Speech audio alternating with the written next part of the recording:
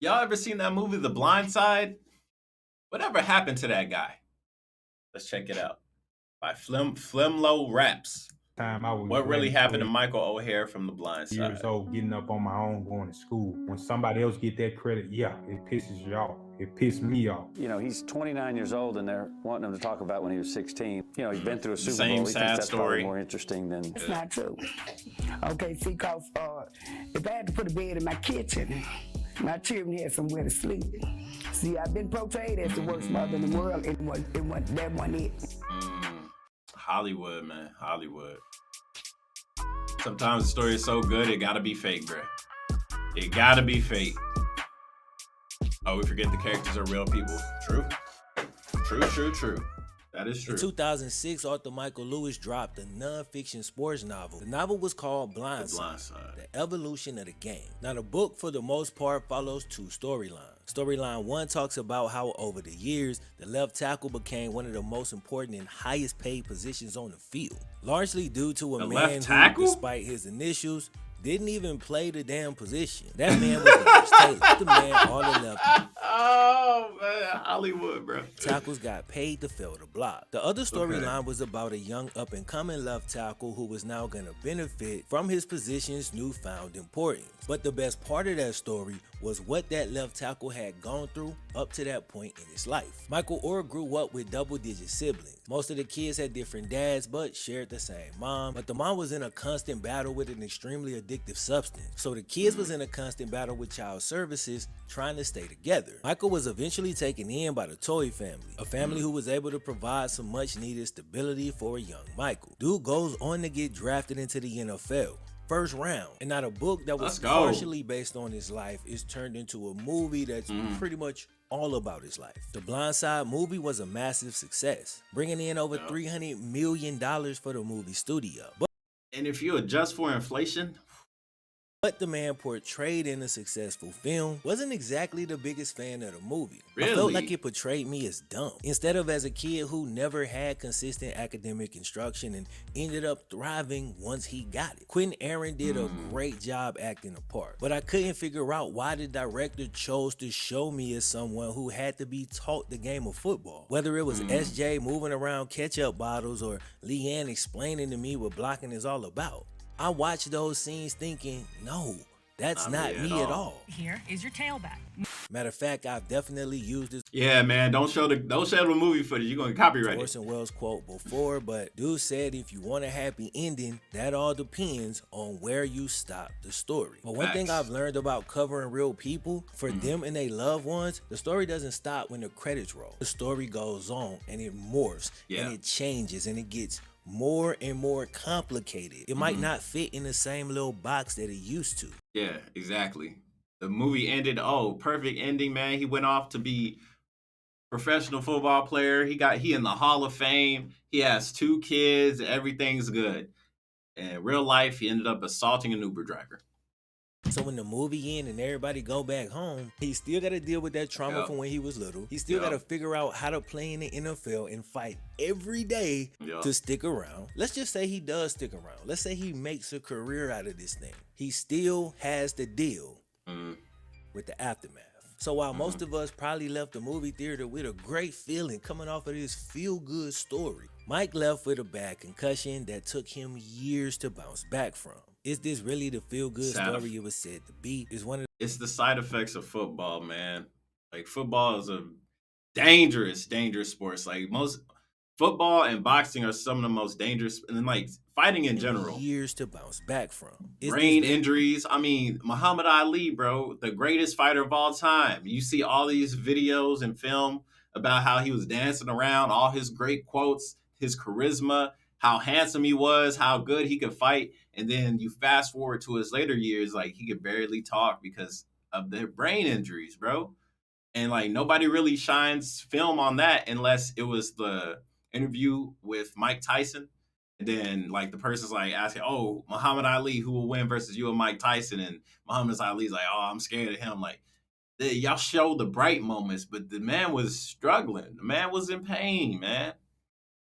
It's crazy. Really, the feel-good story it was said to be. Is one of the villains really a victim of an unjust system? Why Michael Oher not the hero of his own story? How does he feel about that? When somebody else get that credit, yeah, it pisses you off. It pissed me off. Not only Mike himself can accurately tell his full story, and he has told some of it in his New York Times best-selling book, a biography called I Beat the Odds, From Homelessness to the Blind Side and Beyond. But today I'm gonna go through and use interviews, quotes, and article write-ups from across the internet to put together a version of Mike's story, all while trying to get a better I like how he says that a version, bro. This is not the end all be all. Respect. understanding of why the man has grown to hate his own movie so damn much. Other than that, y'all know what time it is, fellas. Cue the Wayne. Man was aggressive on that intro.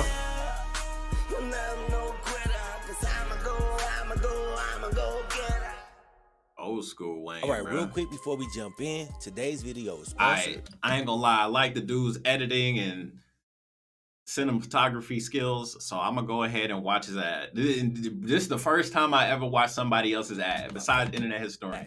Factor We makes gonna meeting watch your it. nutrition goals easy by delivering fresh, never frozen, dietitian approved meals right to your crib. The team of gourmet chefs create every meal using only Nah, top quality. I don't want to see that stock footage. I want to see the real steak. What the real steak look like? which Show in me turn that. helps you to feel your best. Show me the real all day steak. long. In a market full of unrealistic and unsustainable diet plans, Factor takes a welcome new approach to prepared food. In this busy fall season, you can rely on Factor for fast, never frozen meals. My that man both good at reading the taste great scripts. You- and fit your lifestyle. For me, a lot of days I'm locked in this office from 8 to 8, researching, writing, and editing videos. On those days, I only have time to step out of the office for a few minutes at a time. And when I Microwave do, food. Factor has become a go-to for some quick nutrition. I pull one out the fridge and I'm eating just a few minutes later. It's a hell of a lot faster than all the meal delivery services, and it definitely saves me some bread on a week-to-week basis. So head to go.factor75.com Check it out. Flimlo60. Use Check code it out. Flimlo60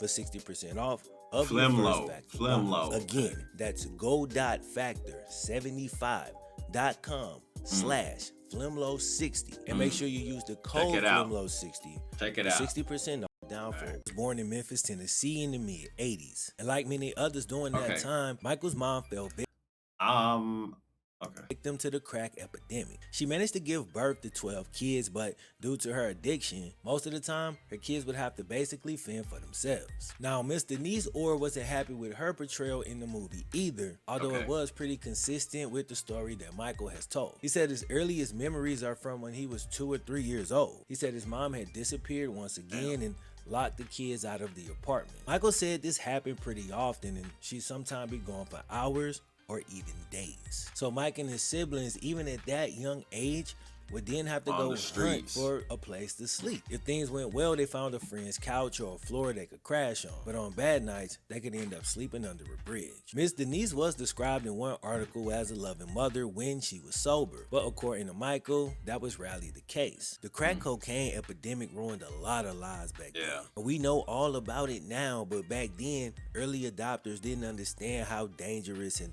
hyper addictive it was. And Just it just rolled spread out to like the neighborhood, wildfire just through showed up. poverty-stricken neighborhoods in the 80s, right around the time Mike would have been growing up. Now, assuming we following the same principles from the more recent opioid epidemic, Miss Denise should be seen as a victim. She was a single mother 100%. with 12 kids to different dads, none of whom were around, and she couldn't go to a bar after work to unwind. So maybe looking for an escape, or maybe one of her men gave it to her. She ended up getting addicted to some bullshit that ruined her life.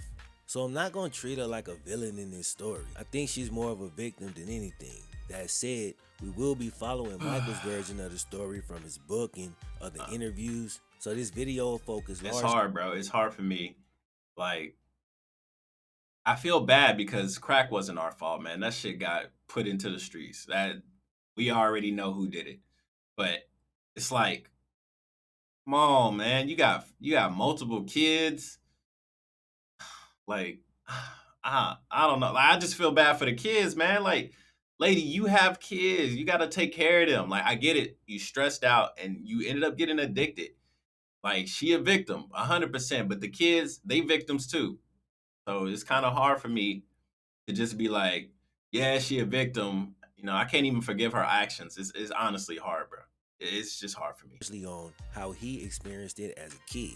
All in all, she had 12 kids and they lived in constant 12. fear of being taken by child services and separated from each other. As Like, you 12 kids and you not home. You gone for days. They in the streets.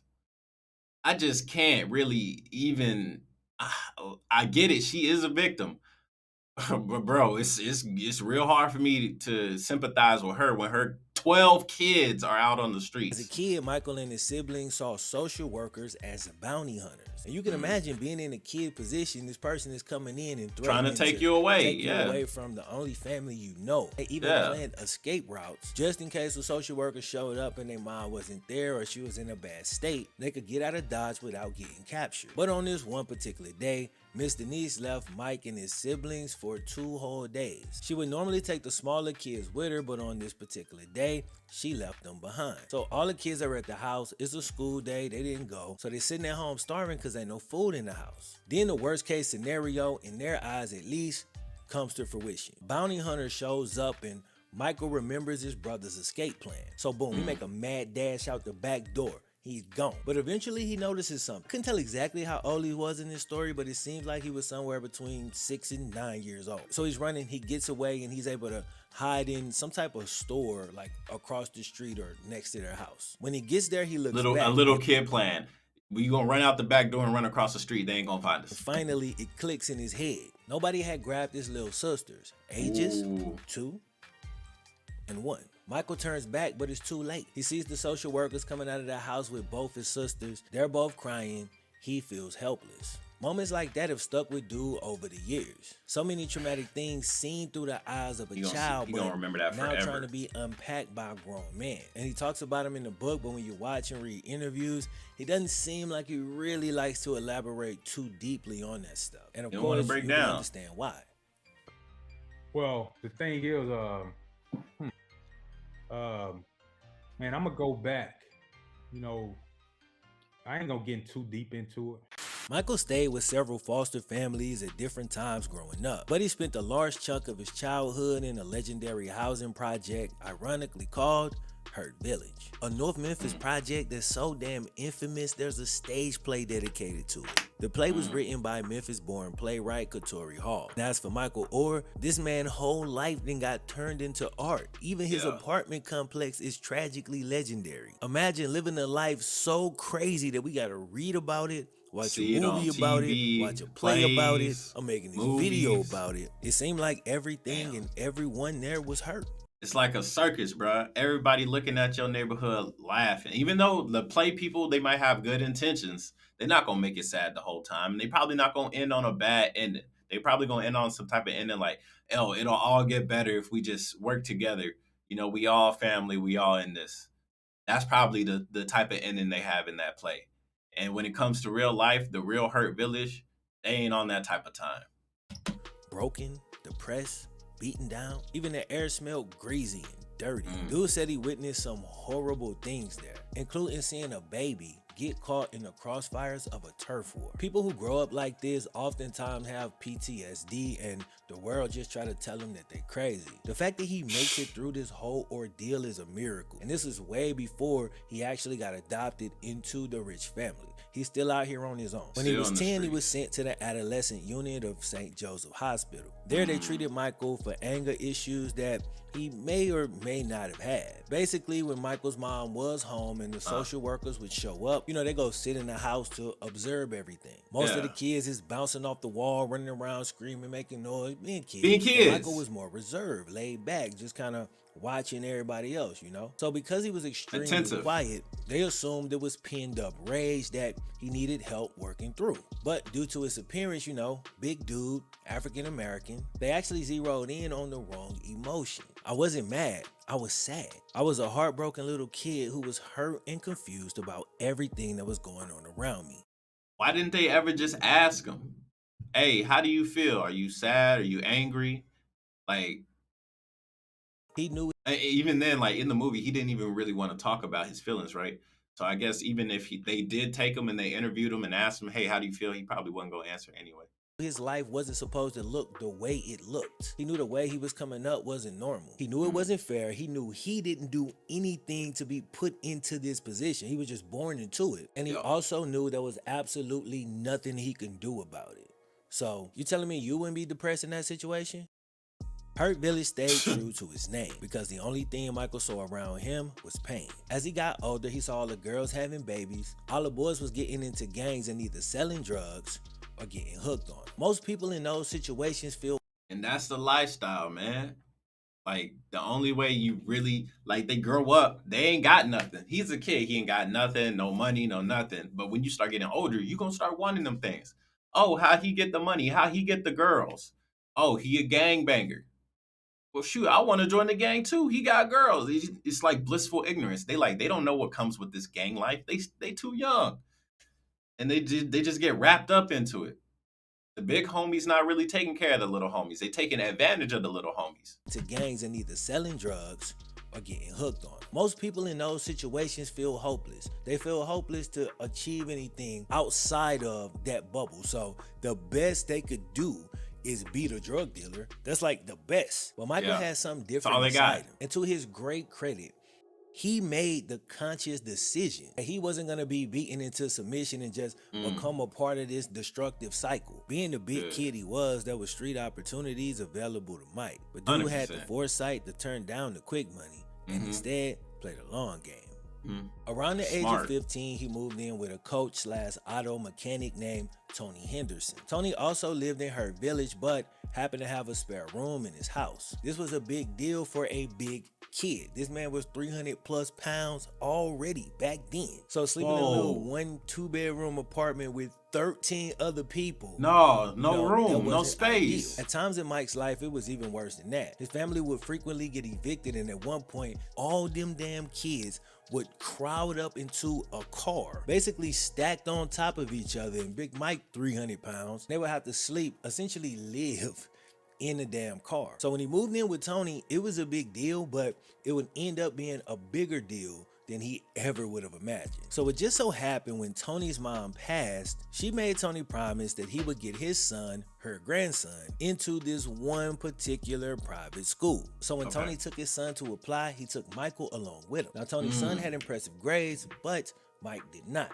But he was trying to get him to take both kind of as a package deal. Michael's grades at the time wasn't good enough to get him in, and it was hard to get a read on him because he barely talked in the interviews. Unlike in the movie, Michael initially doesn't get in, but after completing some homeschool coursework, he was later admitted. But one of the Briarquest coaches had an eye for talent.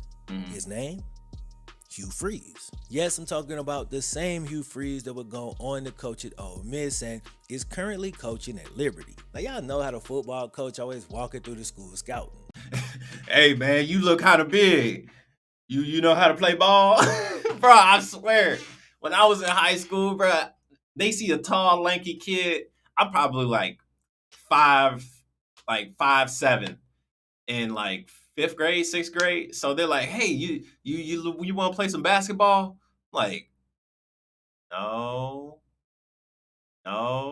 Even when I even got into middle school, they like, oh, you want to play ball? No. High school, you want to play ball? No. But I did join the swim team. See a kid that's late for class, like, pretty damn fast, man. Maybe play some receiver. So yeah, you Michael big ass going into the principal office. Want to try out? Plus pounds, I don't know, 6'2", 6'3" at the time. He's thinking, I need that dude to come play some ball. So now he's interested and becomes heavily involved in the process of trying to get Michael into the school. And it takes a few months, but he finally gets in. Now in the movie, dude is living on the street at this point and really not doing anything with himself at all. He's not playing sports, hasn't really played any sports, until the Toy family comes into the picture. But in real life, he was off the streets at this point. Like I said, at times he would be staying with Mr. Henderson, and other times he'd be just crashing with friends. So they just made it more sad. Between that, he would be placed with different foster families. Dude wasn't just wasting away twiddling his thumbs. He was already playing organized sports, including basketball, track and field, and of course, football. So he was already building up his talent and his skills. But in the movie, they were just like, oh, he don't know anything about nothing. So let's go ahead and train him up. to be the best. Now, around 2003, when Michael was a junior, according to everything I'm reading, that's when he initially met the Toy family. Now, Okay. in the movie, it's Sean Tui who notices Michael first. That's actually consistent with what happened in real life. Only difference is when Sean noticed Michael, he approached and befriended him. In the movie, he notices him but then walks off. And then later on, his kid is the one who makes first contact with Michael. This doesn't seem like something that need to be nitpicked and pointed out, but there is a reason I brought it up. We'll It get matters. to it in a minute. It Not matters. long after that, Sean Tui came through for him. He set him up with a lunch account at the school so Big Man could get all the food he needed. And that's when Michael really started to develop a relationship with their family, but he wouldn't move in till later. The same year he met the Tuis, Michael was named Division II AA High School Player of the Year. So at that So point, he already had the accolades.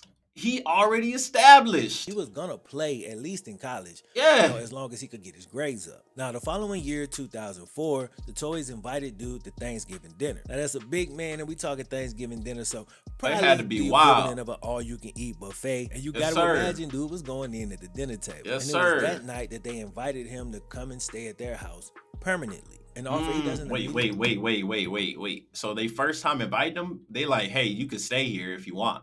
that night that they invited him to come and stay at their house permanently. Look, if that's the first time you ever been invited and y'all just like, you want to stay here permanently, that's immediate like red flags in my opinion. That's just immediate red flags. Like, hold on, we just met and you want me to live with you? You gotta want something from me. An offer he doesn't immediately agree to, but eventually, he moves in. Now, some people have questioned, did the Toy family do this out of the kindness of their heart? The movie says yes. In all reality, it sounds like the dude has skills. He just need to get his grades up. He already got the player of the year or something, high school player of the year or the month or something like that. It sounds like opportunistic to me. Or did they see Michael as more of an investment? As much as I hate the fact that I gotta explore these themes, there is some evidence that suggests that this could at least be partially true. It could be a little bit of both. It could always be. Look, man, nothing is either black or white. There's always an in between. It could be both. Maybe they really did like him and they were like, well, frick it, let's take him in, let's train him up, and he might play for Ole Miss. And we'll get into that in a minute, but here's what we know for certain. The Toy family put Michael in a position where he didn't have to worry about where his next meal was coming from or where he would sleep. They provided dude a short-lived but much-needed childhood where every single day wasn't just about survival. They provided some much-needed stability and normalcy. And they provided those things for Michael slowly.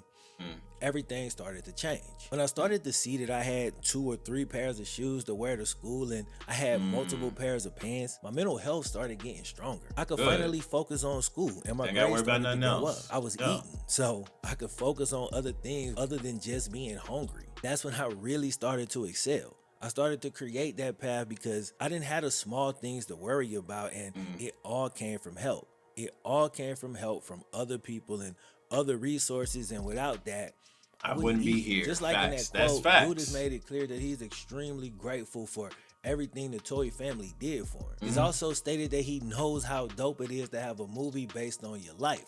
But for Michael, when he looks at the movie, It's not the he same just thing. doesn't see his life. It's not the same. Can I leave now?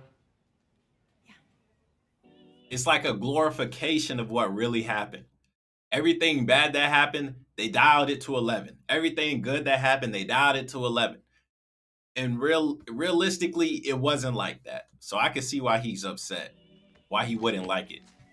One of the issues with the movie is that it doesn't depict the story of Mike's early life, which for him is by far the hardest and most traumatic to live through. I absolutely don't believe this was done maliciously. A movie got to start and end at some point in the story. But by cutting out or, rushing through the beginning part, you really lose Michael's resolve and his will to get out of that situation.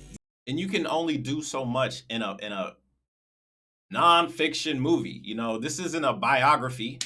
This ain't a documentary. This is just actors. They got a script. This is what he did. This is what he did. Or they might go to the news or ask people, okay, what's Michael like growing up? And they're like, let's take this out, take this out. Take out the part where he was a freaking high school star. Take that out. We just gotta make a sad story and turn it from nothing to something. Bam. What do we do with that? Here we go. You know, you lose the You fact can only that do he so made much. a conscious choice to not fall victim to the neighborhood well Facts. before the Tuohys came into the picture. You lose the fact that he had the will and the character to keep pushing and keep fighting to get out of a situation that absolutely had to feel hopeless. And once you take that away Which from would his make character, the movie better, you in my get opinion. what you got in the movie. Just kind of this huge, talented, quiet dude who's wandering around haplessly and then essentially gets rescued, saved, taught how to play football, taught how to Some do bull crap. everything, and Bull you essentially crap, bro. flatten and just dumb down his character. You know, the Tuohys are the heroes Yeah. of Michael Oher's story. And like I said, they very clearly provided a tremendous help to him, and he's very clearly They did help the man, but it's not like he was a damn sponge ready to just soak up information. He already knew a lot of stuff in life. He just didn't have the stability of being a normal kid. you know, extremely grateful for that. But he seemed to feel like he didn't get any credit for the way he endured up to that point and all the work that he had to put in. Now, there's also this scene in the movie where Sandra Bullock runs out onto the practice field and fine coaches ass. dude up by explaining to him the most basic function of his job as a left tackle. And see, the thing about this scene is that it's a really great scene. It works great in the movie, and Sandra Bullock ends up winning Best Actress for this movie, and a lot of it has to do with this scene and other scenes like it. But the problem with the scene is that not only did it not happen, not only was it added in, like that's fine, you're gonna add in things, but this scene once again minimizes Michael, and it minimizes the fact that he wanted to play football since he was young. He's been studying and paying attention to playing ball since he was a kid. He not getting He was the already acknowledgement well and on his way to respect. becoming player of the year before he even met the Tuohys. So when she's got to go out on the field and explain to him that it's a left tackle's job to protect the quarterback, it once again positions him as just this hapless, you know what I'm saying, dude who just happened to be in this big body, and it kind of positions her as the hero. So dude was understandably very annoyed by that. I read the quote earlier on in the video. He was saying, "No, that's not me. Like, what is this?" And I actually wonder, what did the Tuohys think about the movie? Like, they know it's not accurate too, but what's their opinion on it? I want to know that too. You know? So anyway, while he was annoyed by that, dude had an even bigger issue with the movie. His biggest issue seemed to be the fact that he felt he was portrayed as having a lack of intelligence, which he felt was completely misunderstood and misrepresented. Man drew a I feel like boat. it portrayed me as dumb, instead of as a kid who never had consistent academic instruction and ended up thriving once he got it. Quentin Aaron did a great job acting a part, but I couldn't figure out why the director chose to show me as someone who had to be taught the game of football. Whether it was SJ moving around ketchup bottles or Leanne explaining to me what blocking is all about. I feel what he's saying. He make a good point. Dude got held back in the first and second grade, and he struggled in school throughout most of his life. But by the time he went to college, he was able to make the chancellor's list, which means he had at least a 3.8 GPA at that time while majoring in criminal justice. That says to me that he never lacked intelligence. He just wasn't educated properly. He didn't have the opportunity in the With beginning. the raggedy clothes and you hungry, you got crazy stuff going on at home. You ain't worried about think school. about how hard it is for you, adult person. Like when you got crazy events going on in your life, it's hard to really focus on something else. So he's going through major development moments in his life, but he's doing so while his basic needs not even being met. His whole point is he did not have a chance earlier on in his life, and once he got the chance, he showed you that he had the intelligence. He just needed the basic things that every kid needs before he was able to actually be able to learn and apply himself in school. I think back on the time I was in elementary school, man, and I see it so different now, but it was certain kids who they would have like the beat down shoes, and you know, their pants and stuff wouldn't fit, and people would just be making fun of them. a lot of times I would end up having to tutor those kids and like help them with their reading and stuff like that. Something that I actually never had a problem doing, but I used to feel bad for them because I was like, damn, they really can't understand this, and I don't think it's that hard. But who the hell knows what they was dealing with back at the crib? Like, you know, they wasn't put in a position to be able to succeed and be able to come to school and focus on some damn schoolwork because they got chaos at the crib. All right, so remember earlier in the video when I said, now some people have questioned, did the Toy family do this out of the kindness of their heart? Or did they see Michael as more It'd be a little bit of both. As much as I hate the fact that I gotta explore these themes, It'd be a there little bit is some both. evidence that suggests that this could at least be partially true. And we'll get into that in a minute. Well, this is that part of the video. So the Toy family was well off, and because they met at Ole Miss and now had money, even after so many years, they still had a really strong relationship with Ole Miss. I've seen some articles that have referred to them as boosters. You know, the big money alumni who feed resources back into the school. Some people believe that Michael is an example of one of those resources, which is an extremely pessimistic way to look at this whole story, but you know, it's possible. There's a pessimistic version of this story where 100%. when Sean Toy sees Michael and approaches him for the first time, that maybe instead of a kid in need, he actually sees an opportunity. And the super pessimistic among us might even say that that could be the reason the movie actually changes the way Michael meets the family initially. And now we diving into conspiracies. In the movie, like I said earlier, it's the son who initially befriends Michael. But in real life, it was the dad. It was Sean Toy. If you want to believe the more negative side of the story, there is some evidence there to support that argument as well. And then we dive into the conspiracy. They made the movie, so more people want to join Ole Miss because they see that Ole Miss take care of each other, and now Ole Miss recruits are coming in from across the country. Yeah, you could definitely dive into a conspiracy with this. I'm gonna choose to stay on the optimistic side because I like to live there if I can. And there's also a few other reasons that make me believe that it was bigger than that. It was more than that. It was about helping the kid. I just want to believe that. That's the truth. Yeah, that's what I want to believe. I'm just gonna choose to believe it. I mean, hey, ignorance is bliss, man. I want to believe it too, but hey, who knows? That's what I'm going with. Now here we go, man. 2 videos in a row where the racial dynamics are unavoidable. And the movie does cover the fact that, you know, it was weird seeing this rich white family just adopt this 350-pound black kid. Race played a huge role in the conversation around the movie. And rewatching it as an adult, I can see why. But in Michael's actual story from his perspective, I gotta imagine the whole race thing's probably not that big of a deal. Dude got he's a kid. All he cared about was getting fed and then going to school. And like he just wanted to be a normal kid. I'm sure he didn't care who adopted him. It could have been a rich Spanish family or a rich Asian family. Michael would not care at all. Now he has shelter. He don't care. He just got out the streets. Anderson, who was black. Dude got help from the Tui family, who was white. So if anything, he realized that regardless of race, everybody got the capacity to help somebody else. The Tui family has been villainized in some of these articles. I don't know what their motivations was, but I do know they opened their home to dude. They helped him out. They ain't say nothing. Tutor to help him with his schoolwork, which helped him get his grades up, which helped him get admitted into college. And then the conspiracy theorists be like, yeah, they hired a private tutor so he could get his grades up so he could play ball so they could win a championship. Which in turn helped them get to the NFL. Like, it just keeps building. So even though I don't like how the movie just give them all the credit for every single thing that happened, let's not go too far with it because they do deserve some credit. You got to remember that Michael had lived in multiple foster homes throughout his childhood. And dude said this was the first time a family seemed to want him around. And he didn't feel like a stranger. He felt like family. He had a great relationship with the kids. Like, they really took him in and it really became... Wait. Oh, okay. He's an adult now. I'm about to say, when he was a teenager, they wore the Ravens and then he ended up joining the Ravens? He felt like family. He had a great relationship with the kids. Like, they really took him in and it really became a family for him. And this is according to his words, so I did just want to make sure I stressed that. But when it came time to go to college, there was some controversy because, again, some have accused the Toys of being Ole Miss boosters. Where does Michael go to college?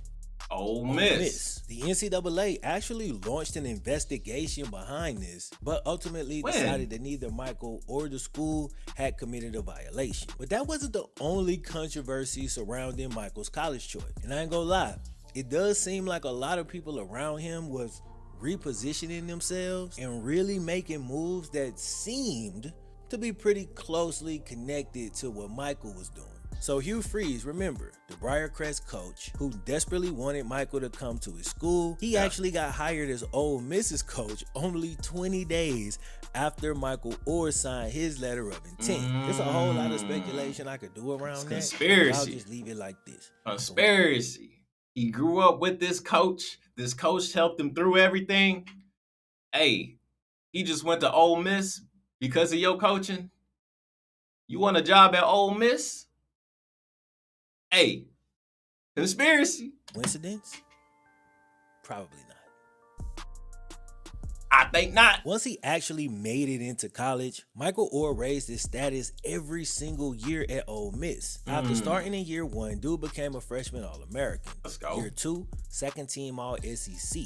Year 3, first team. All-SEC. Let's go. Year 4, first team All-American. All-American. During Let's Mike's go. sophomore season, the I have no idea what those mean.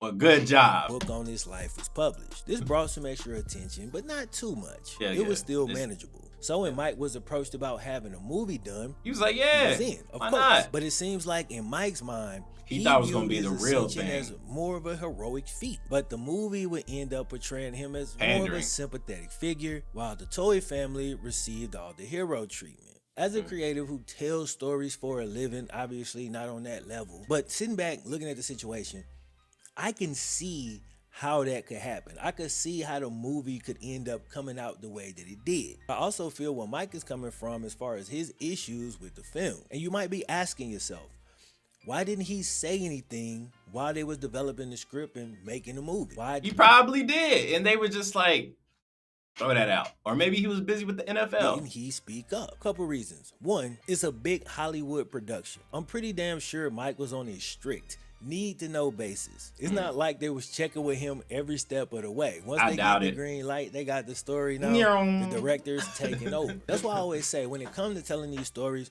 nobody could tell the story like the person that lived it. Because whether this director or some author or whether it's me telling the story, I'm just taking in information from somebody else and I process it a certain way. I see it a certain way. And then it filters through my perspective and now it's coming to you. Based on your own experiences and your own life and your own personality, you see different things in a story and choose to highlight different things. By the end of it, even though you telling the same story, people might get a completely different type of events depending on how you presented it, you know? And as the person telling the story, you got to be careful with that because that can get you in trouble. Now, maybe you wondering why Mike didn't spend a little bit of time with the director and maybe help him to better understand Mike's personality and better flesh out his character in the movie. But you gotta remember exactly what Mike was doing when all of this was taking place. Remember, the book dropped during Mike's sophomore year in college. And shortly after that, a script for the movie gets greenlit. Meaning that when Mike signed over his rights, dude was still in college. And this is well before the recent NIL boom. So once again, the NCAA has found a way to share some blame in messing up this damn movie. Because of the amateurism rules and everything that was in place at the time, so he couldn't make no money. Mike couldn't even have any involvement with the creation of the film until he got out of college. And he was originally planning to leave college after his junior year, but he decides to go back for that final year. So by the time Mike leaves college, the movie is done. And not only that, but the rollout was now planned around his draft date. Mike was drafted in the first round of the 2009 NFL draft. 23rd overall by the Baltimore Ravens. Dude got drafted in April of that year, and the movie dropped only a few months later in November of that year.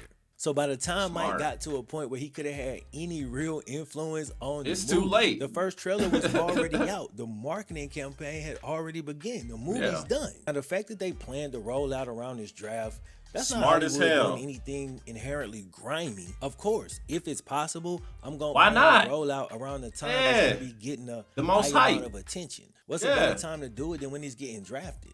Now, while I don't believe they did anything inherently bad or anything to intentionally hurt Mike, the added pressure and attention would end up becoming a burden for dude down the road. On draft night, Michael Oher successfully completed the hardest RPG game ever made. Took him 23 years to complete that thing, but the DLC ended up being just as difficult as the original game. So the movie is called The Blind Side, referring to the left tackle position. But in the NFL, Michael Oher was more of a swing tackle. He actually started out playing a right tackle spot and would swing back and forth between right and left tackle, depending on what he played right tackle more. At least I think that's what the numbers meant. Rookie season, ruining somebody's perfect marketing plan since he usually wasn't on the blind side. And both Joe Flacco and Troy Smith was right-handed, so yeah, it doesn't work. But here's something that's interesting about dude's career. When I said he was a swing tackle, the dude changed primary positions almost every season. His rookie year, majority snaps at right tackle. His second year, all of his snaps at left tackle. His third year, all of his snaps at right tackle. Then it swings back to left tackle and then back to right tackle again. Some offensive linemen are a completely different player if you put them on the opposite side. So dude's versatility with being able to play either position is pretty damn impressive and something I didn't know coming in. According to Pro Football Focus, Michael Oher was pretty damn good in his first year. Dude was a hellified run blocker and a pretty good pass blocker. His overall blocking grade as a rookie is a 78.3. Compare that to the best offensive tackles through 4 weeks of the 2022 NFL season, and look where he sits. Only slightly below Trent Williams and Laramie Tunsil. And that would actually rank him above guys like Teron Armstead, DJ Humphries. I don't know anything about football. I don't know. This is important because dude's been called a buzz by some people, but dude was drafted 23rd overall, not top 5, a late first round pick. So if he a solid starter for his full rookie contract, I don't think you can call him a bust at all. No. He was even a starter on the 2013 Ravens Super Bowl team. It's got to be pretty wild to grow up the way he did, then sign for millions of dollars and have everything change. Young Michael Oher had to feel like nobody in the world could see him. But now he was on one of the biggest stages in the world, playing football like he'd always wanted to in front of millions and millions of people. But the movie is saying a whole different story. Dude probably did so much reflecting after that game. I'd have been stuck just going through my life, just replaying it. You know what I'm saying? But his time with the Ravens in a movie. wasn't all good. So if you remember when I was going through his college accolades, dude took a step forward every single year. But during his time with the Ravens, every single year, he actually seemed to get a little bit worse. Maybe it was injury setting in on dude. I don't know, but this is really weird to see. He went from top 10 range to top 20 range for a couple years, then fell all the way down to top 30 range by year 4 and 5. Now he's still a solid starting level player at top 30s, keeping in mind that there's 64 starting tackles in the league. Okay, so he's better than half. So despite the odd decline, even at his worst, dude was still ranked in the top half of the league. But to see a player so young declining every year, you can understand why the Ravens didn't bring him back for a second contract. But other teams liked what they saw in Michael and figured he might thrive in their systems. So in 2014, the Titans signed dude to a $20 million contract. Unfortunately though, a toe injury, which is way more brutal than you probably think if you never had one, especially for a 300+ pounder. But the toe injury caused dude to be placed on injured reserve, and then in 2015, the Titans cut Michael due to the injury. Only 1 year into that 4-year contract. At this point, Mike's career was on the ropes. He had to be successful in his next stop, or it could have been the end of his NFL career, especially as a starter. So he bet on somebody he saw tear through his alma mater a year after he left, a young Cam Newton. Michael signed with the Panthers and was part of history once again. With Mike protecting Cam's blind side, now firmly supplanted in the left tackle spot, Cam ended up having the season of his life and ended up being named NFL MVP. As for Mike, he had the best pass blocking season of his career by far. His 82.8 pass blocking grade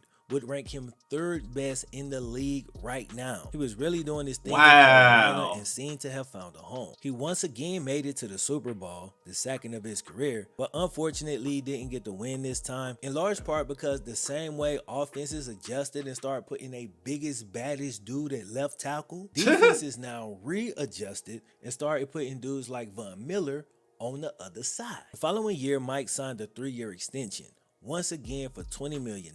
But just like the last time he signed for $20 million, my man gets hurt 1 year into the contract. Damn. I got good news and I got bad news. Good news is that last contract he signed had $9.5 million guaranteed. Okay, bad news is that's good. The injury he sustained would end up being a one career ending. Essentially, end his career. After only 3 games in 2016, Mike suffered a concussion. He was an offensive lineman, so it's safe to assume this wasn't his first one, but this ended up being the most severe. It took him 2 whole years to get back to the point where he can think clearly. After having a pretty damn clean track record for years, following the concussion in 2016, Michael would get arrested for allegedly assaulting an Uber driver. 437. All right, so I'm gonna fast forward because I want to hear more about the effects of The Blind Side. I understand his situation. Man's gone through a lot. Now I'm writing a book of overcoming and dealing. Okay, but what about the movie? What about the movie? Mental health battles. But what happened to the movie? Actually added their own bits of trauma that Michael also needs to work through. He's going on record saying that he believes that the movie caused people to unfairly judge and completely reduce his playing career. People look at me and they take things away from me because of the movie. They don't really see the skills and the kind of player I am. That's why I get downgraded so much, because of something off the field. This stuff, calling me a bust, people saying if I could play or not, that has nothing to do with football. It's something else off the field. That's why I don't like that movie. It's taken away from my football. That's why people criticize me. That's why people look at me every single play. I'm tired of the movie. I'm here to play football. Offensive linemen don't even get looked at. Nobody's paying attention to the offensive line. But me, I'm getting watched for everything. Most individual linemen don't get that treatment. Basically, it comes to a point where you was the 300-pound, big, tall kid changing schools, always the new kid, always standing out. Or even with your family, it's nothing to y'all, but you can still feel it when you go out in public. No matter what you do, you still getting looked at. At some point, maybe dude just wanted to blend in. His situation has changed so drastically, but that one constant remains, and now it's affecting him in a completely different way, but it still is affecting them. Happily ever after doesn't really exist. At least not the way it was presented to us through fairy tales, movies, and television. Struggles always persist. They just take different shapes and forms depending on where you at in your life. And when you work so damn hard and truly give everything you got to making it out of a hopeless situation, you've usually convinced yourself that the grass on the other side of this fence got a completely different level of color saturation. And that might not be the case. It takes a few years to realize, man, this bright ass grass is actually kind of giving me a headache. Every one of Michael's relationships seems complicated. His relationship with his biological mom was severely damaged. And she said in an interview to... But that's not necessarily Michael's fault. I mean, yeah, he greenlit the movie, but lady, you were on drugs. You let them be out because you were gone. Like, man, this lady. Years ago, that even though she's saying that she's clean now. That's good. It's good you clean. It's good you clean now, but people ain't gonna look at you for you being clean now. Look, like Asmongold says, you could be a fantastic bridge builder. You could build bridges for 20 years, have the most stable bridges, not one of them ever collapse. But you suck one dick, you're not a bridge builder, you're a dick sucker. That's just what everybody's gonna remember you for. Still don't really speak. Again, that was a few years ago. Could have changed by now. He also has a complicated relationship with the family that adopted him. Because as much as they did for him, he still wants credit for what he was able to do for himself. And lastly, what do they think about it? Complicated relationship with the movie that made him famous. He's happy that so many people were inspired by the story. He just wishes he could look at the movie and feel like he's watching his own story. If you like this video, you'll definitely like the one I did on Booby Miles from Friday Night Lights. I've never seen this movie, but man, that was a great ass video. Flam low, man. I mean, subscribe. Man, that was a good ass video. But I really like. I get why Michael does not like the movie. He thought he was gonna be Superman, and he ended up being Lois Lane. He was supposed to be the hero, the savior, because it's his life. He really rose above, bro. Was high school. He was the shit. And then somebody saw him. They gave him a stable home. They gave him food every day. They gave him a childhood. They gave him freedom to just play and just go to school, be normal. And then the movie, I mean, his story is amazing, so they make a book about it. The book sells pretty good, so they're like, hey, let's make a movie about it.